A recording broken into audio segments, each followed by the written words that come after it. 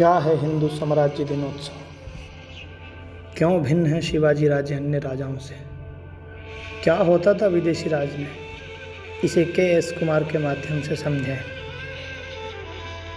राष्ट्र के इतिहास में छत्रपति शिवाजी महाराज वे प्रथम व्यक्ति थे जिन्होंने एक ऐसे भारत की कल्पना को साकार रूप दिया जिसमें हिंदू को हिंदू होने का गौरव था।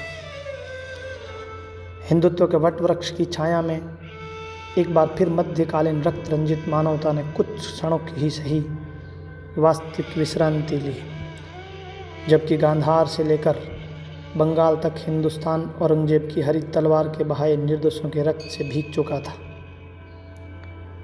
एक ऐसा हिंदू साम्राज्य स्थापित हुआ जिसमें हिंदू की बहन बेटी सुरक्षित थी।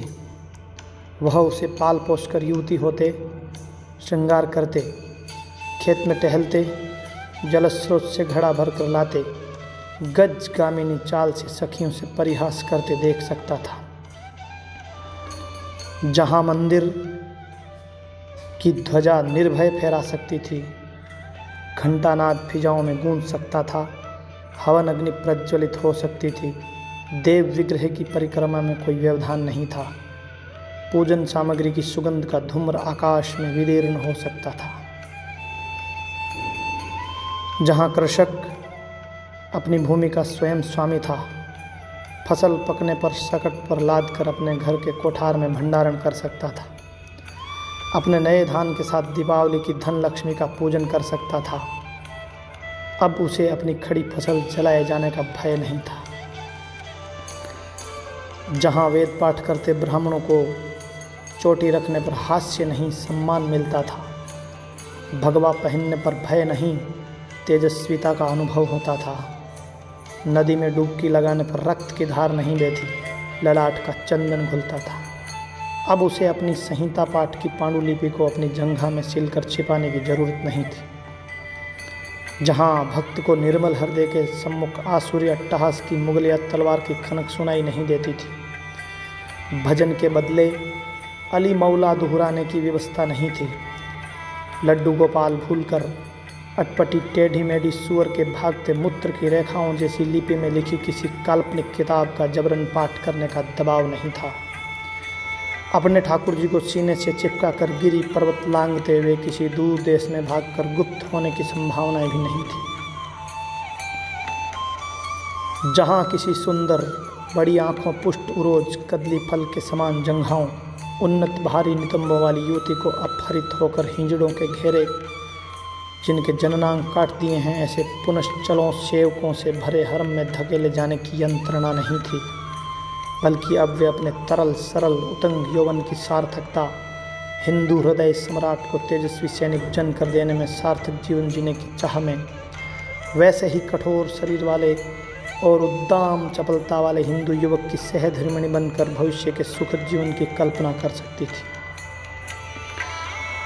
जहाँ ललनाओं को सतित्व रक्षा हेतु अग्नि स्नान में अंतिम विकल्प पर सोचने का अभिशाप नहीं लगा था, बल्कि मैं मातृभाव से व्रत तीर्थ उपासना में रत अतिथियों को आग्रह और मनुहार पूर्वक भोजन कराने और यज्ञमयी गृहस्थी को संवारने हेतु लंबे समय तक जीवित रह सकती थी। जहाँ क्षत्रियों को पराया चाकर बनने की जरूरत नहीं थी, धर्म विमुख लोगों के नखरे सहने का झमेला नहीं था, अब तो अपना उत्सर्ग मातृभूमि की सेवार्थ करते हुए जीवन धन्य कर सकता था, क्योंकि उसकी आहुति देव यज्ञ में गिरने वाली थी। जहाँ वैश्य को दैन्यता के धरातल पर इधर उधर से संग्रह कर जकात या जजिया चुकाने की बाध्यता नहीं थी, बल्कि उसे तो अब पुण्य तीर्थ में दान किए अपने धन के सदुपयोग की गारंटी थी। जहाँ शिल्पी को अपने शिल्प द्वारा मुर्दा सड़ती लाशों के मकबरे या मीनारे चुनने की गंदी शर्त नहीं थी, अपितु उसे यथेष्ट धन प्राप्त कर अपने ही आराधना और उपासना के आश्रय स्थल में परिणत करने का अवसर था। जहाँ कवित्व को चापलूसी करने, संस्कृत छोड़ फारसी अपनाने, अलंकृत छंद की बजाय रूबाई लिखने का डर नहीं था, बल्कि काव्य शास्त्र के अनुरूप प्रजापति बनकर गुणों की ग्राह्यता समेटकर और दोषों से बचकर नैसर्गिक वीर रस की सृष्टि का वातावरण उपलब्ध था। जहाँ विविध धर्मावलंबी खड़गधारी काले साए की आड़ में धर्म की व्याख्या को विवश नहीं था, वह थोथी कृत्रिम आभासी पक्षपात परक पश्चिमी दर्शन पर आधारित कुटिल सेक्युलरिज्म के दलदल में धंसते जाने हेतु विवश नहीं था, बल्कि अपने श्रद्धा भाव के अनुसार वसुधैव कुटुंबकम के भातृभाव से जीने का वास्तविक उत्तराधिकारी था।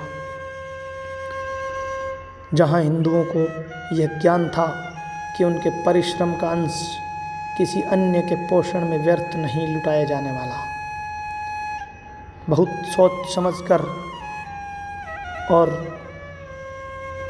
कृष्णदेव राय के हिंदू राज्य के विद्वानों पंडित गागा भट्ट से राय लेकर अपने बुद्धिमान मंत्रियों से मंत्रणा कर जन समूह के भव्य दिव्य स्वप्न की भावना का ध्यान रखते हुए उन्होंने अपने साम्राज्य को कोई और नाम नहीं दिया। उन्होंने हिंदू पदपातशाही की स्थापना की।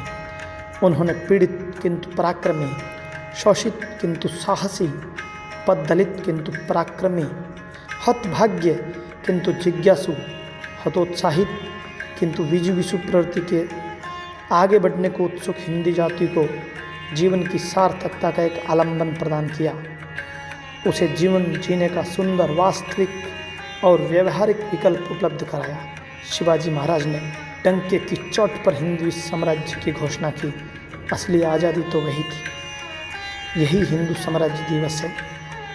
आप सभी को शुभकामनाएं।